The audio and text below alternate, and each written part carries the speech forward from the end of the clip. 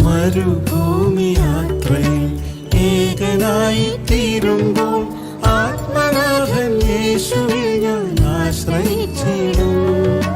മരുഭൂമി യാത്രയിൽ ഏകനായി തീരുമ്പോൾ ആത്മനാഥൻ യേശുവിൽ ഞാൻ ആശ്രയിച്ചിടും.